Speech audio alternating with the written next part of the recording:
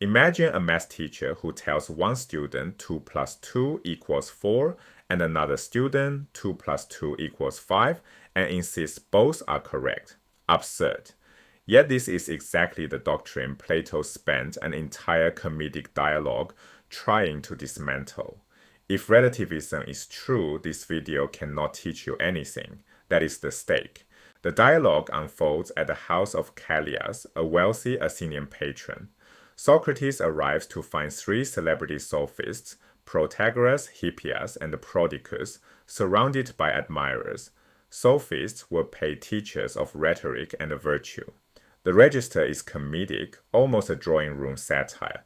But the ending is not happy resolution, what the Greeks called eucrasia. It ends in aporia, impasse. Notice the company. Agathon and Pausanias, who later host the symposium, are here too. The Protagoras sits alongside the Gorgias and Symposium as Plato's early war on the sophistic project.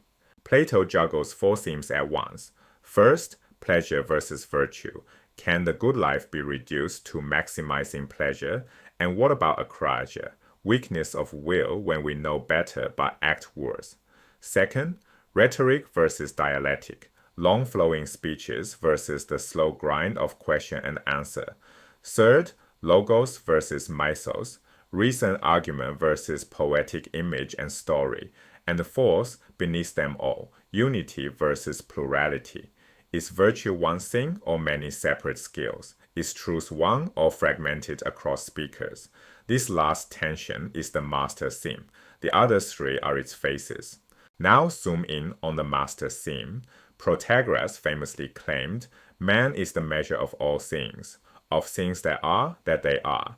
Of things that are not, that they are not. Sounds humble. It is not. The claim means each individual perceiver is the standard of truth. If the wind feels cold to me and warm to you, the wind is cold and warm, not for the wind, but for each of us. Whatever seems true to the speaker is true. There is no further court of appeal. Apply this to mathematics. Speaker A says 2 plus 2 equals 4. Speaker B says 2 plus 2 equals 5. Under Protagorean relativism, both are correct for the speaker, but then mathematics itself dissolves. There is no shared object called number, no shared operation called addition. Each speaker has a private arithmetic, and what is true of arithmetic is true of every word. Justice means one thing for me, another for you. We are no longer talking about the same world. Follow the consequences down. Man is the measure. Each speaker's view is automatically true. Words mean different things to different speakers. There is no shared meaning, no genuine communication. We arrive at solipsism, the doctrine that only the self can be known, each mind sealed in its own world. Plato's image is centrifugal, human beings flying apart, no common center. And here is the killing blow. If no one can be wrong, nothing can be taught. Teaching requires correcting error. Sophists charge fees to teach virtue. Their own doctrine forbids the very transaction they are selling. Relativism is self-refuting at the cash register. Two intellectual temperaments collide here.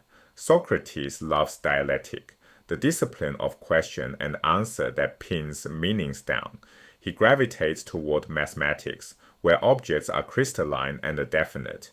A triangle is what it is. Protagoras prefers the Protean half-light of myths and long speeches. In that twilight, nothing is fixed, nothing can be cornered, nothing can be refuted.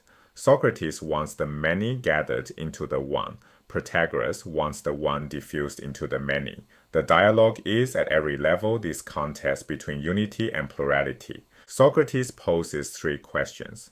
Protagoras cannot answer. What do you teach? What do you know?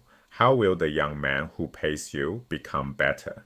Each question demands a stable object, a definite subject matter, a definite expertise, a definite improvement. Relativism cannot supply any of them. If virtue is a plurality of unrelated skills, the sophist cannot say he teaches virtue, only fragments. If knowledge varies by speaker, he cannot say he knows. If becoming better is just becoming more like the speaker pays, the promise is empty. The dialogue does not deliver a positive account of virtue's unity, but it succeeds negatively. It dismantles the sophistic project from within by holding it to its own commitments. The Protagoras ends in aporia, impasse. Every pass the conversation tries terminates in a wall. Some readers conclude the dialogue failed. They miss the point. Aporia is the fertile clearing. By demonstrating that the sophistic answer collapses, Plato clears the ground for the positive work that follows in the Gorgias and the Symposium. Dialogues that ask, with the same cast of characters, what justice and the love and the good actually are. The single open question that hangs over the ending is the seed of Plato's entire ethical program. What is virtue and can it be taught? You cannot answer that question if you have already accepted with Protagoras that no question has a single answer. Step back. The fight in the Protagoras is not academic. Relativism does not just dissolve logic. It dissolves the social, moral, and the political bonds that make a polis possible. If we cannot share meanings, we cannot share laws. If no one can be wrong, no one can be taught, corrected, or improved. Tolerance is a virtue. Relativism is its counterfeit, a dissolvent that prevents the very disagreements through which communities learn. Plato stages a comedy because the alternative is tragedy. Human beings flying apart, each locked in a private world, unable to reach one another.